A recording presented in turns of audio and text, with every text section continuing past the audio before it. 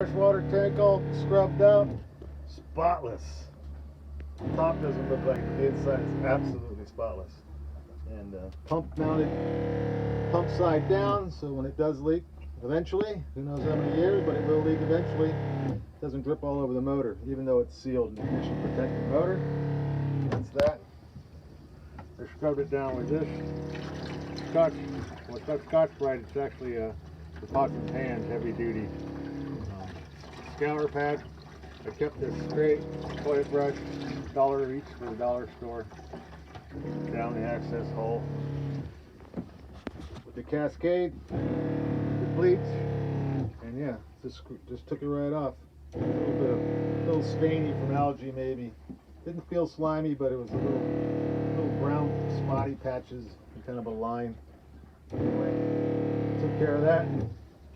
All ready to go, mate.